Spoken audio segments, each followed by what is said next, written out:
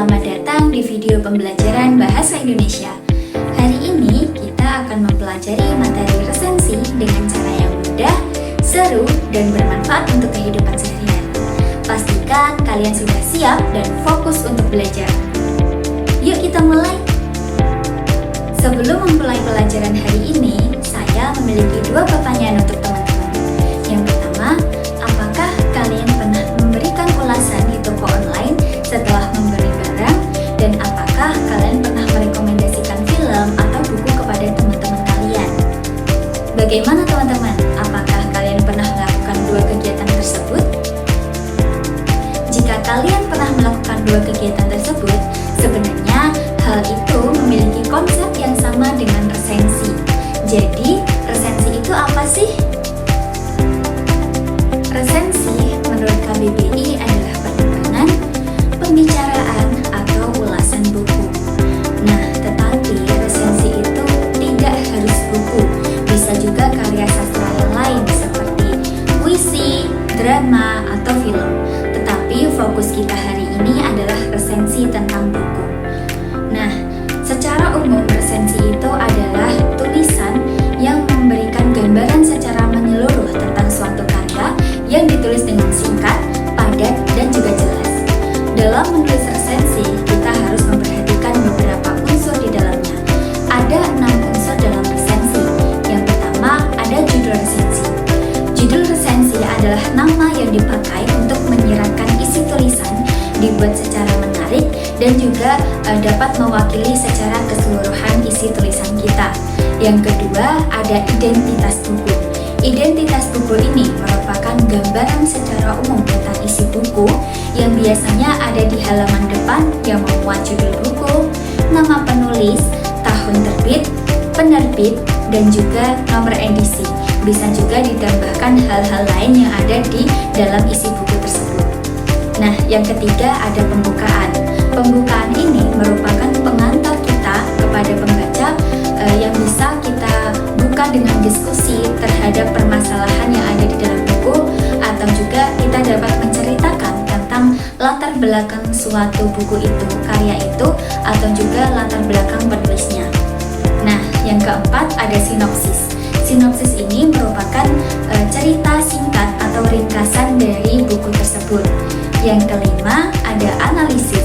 Analisis merupakan inti dari teks resensi, di mana kita memberikan suatu penilaian terhadap buku yang kita baca.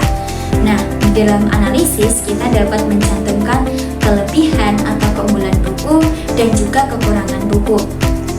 Selain menyantumkan dua hal tersebut, kita juga dapat membandingkan karya yang kita baca dengan karya sejenisnya. Nah, yang terakhir ada penutup. Penutup ini berisi kesimpulan dan saran, di mana kita menyimpulkan penilaian yang telah kita lakukan dan juga memberikan saran atau rekomendasi kepada pembaca maupun penulis buku tersebut. Nah, itu tadi adalah pengertian dan unsur tentang resensi. Nah, bagaimana teman-teman? Apakah sudah tahu dan paham apa itu resensi? Sebenarnya apa sih fungsi kita menulis resensi itu? Nah, fungsi resensi itu yang pertama ada fungsi informatif, di mana kita dengan menulis resensi kita memberikan informasi tentang buku tersebut kepada khalayak luas. Yang kedua sebagai fungsi akademik. Fungsi akademik ini menjadi jembatan interaksi antara penulis dengan penerbit, penulis dengan penerjemah, penulis dengan editor, atau dengan pihak-pihak lain. Di mana contohnya adalah ketika penulis ingin menerbitkan bukunya. Nah, penerbit ini dapat mempertimbangkan karya si penulis ini dengan membaca resensi. Nah, dengan membaca resensi tersebut, penerbit dapat mempertimbangkan apakah ingin melanjutkan kerjasama dengan penulis atau tidak. Begitu teman-teman. Nah, yang ketiga adalah fungsi komersial, di mana ketika kita menulis resensi itu dapat digunakan sebagai wadah promosi agar mendapatkan keuntungan bagi penulis atau pembuat karyanya. Nah, itu tadi adalah materi tentang teks resensi, yang mana kita belajar tentang pengertian, unsur, dan fungsi dari teks resensi. Nah, sekarang saya mau bertanya kepada kalian, sebenarnya apa perbedaan ketika kita memberikan ulasan di media sosial dan juga menulis resensi. Nah, dua kegiatan tersebut memiliki persamaan namun juga memiliki perbedaan. Persamaannya adalah kita sama-sama memberikan penilaian atau memberikan ulasan tentang suatu karya atau suatu barang. Nah, perbedaannya adalah ketika kita memberikan penilaian atau mengulas di sosial media, itu kita cenderung menggunakan bahasa yang informal, bahasa yang santai, dan bahasa yang tidak terikat oleh aturan. Sedangkan ketika kita menulis teks resensi, kita harus memberikan penilaian dengan bahasa yang akademik, bahasa yang baku, bahasa yang baik, dan bahasa yang benar. Nah, bagaimana teman-teman? Apakah sudah bisa membedakan antara memberikan penilaian informal dan juga menulis resensi?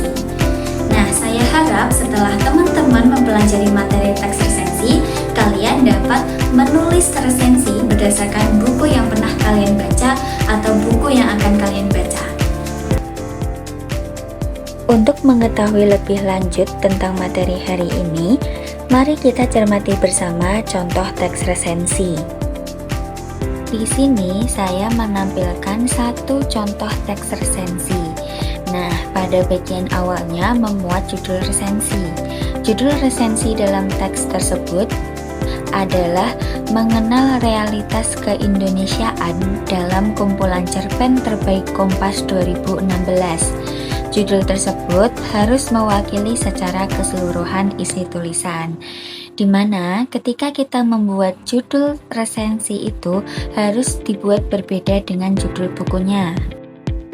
Yang kedua ada identitas buku, di mana yang tertera di dalam contoh teks memuat tentang judul buku yaitu Tanah Air Cerpen Pilihan Kompas 2016, penerbit Kompas Media Nusantara 2017, penulis Putu Fajar Ariana, tahun terbit 2017, jumlah halaman 186 halaman, jenis buku fiksi, dan nomor edisi terbit ISBN 9780241225546. Bagian yang ketiga yaitu pembukaan, yang mana di dalam contoh teks resensi ini kumpulan cerpen pilihan Kompas 2016 mengusung cerpen Tanah Air sebagai judul buku terbaik dan mewakili tema kekejaman rezim dalam pergolakan politik.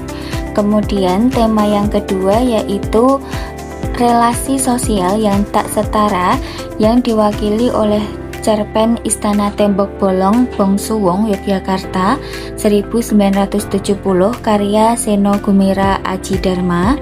Kemudian ada tema yang ketiga yaitu mengangkat personal hubungan antara manusia yang diwakili oleh cerpen berjudul Gulai Kambing dan Ibu Rapilus karya Ahmad Tohari. Kemudian tema yang terakhir yaitu tema tradisi dengan varian spiritualitas dan pengekangan yang diwakili oleh cerpen Roh Meratus karya Zaidinur. Selanjutnya bagian sinopsis. Di sini di dalam contoh teks resensi ini, penulis menceritakan tentang gambaran secara ringkas dari buku kumpulan cerpen Kompas. Yang kelima ada analisis. Di dalam contoh teks resensi ini, penulis menuliskan mengenai kelemahan dari buku kumpulan cerita pendek Kompas 2016. Tetapi akan lebih baik jika kita sebagai penulis resensi itu juga mencantumkan mengenai kelebihan atau keunggulan buku secara objektif. Jadi penilaian yang kita sampaikan itu harus lengkap yang memuat kelebihan dan kelemahan buku. Nah, yang terakhir adalah bagian penutup. Di bagian penutup ini, penulis resensi mencantumkan tentang kesimpulan dari hasil penilaian yang telah dilakukan dan juga saran atau rekomendasi untuk pembaca atau pengarangnya. Cukup sekian video pembelajaran hari ini. Semoga apa yang telah kita pelajari hari ini bermanfaat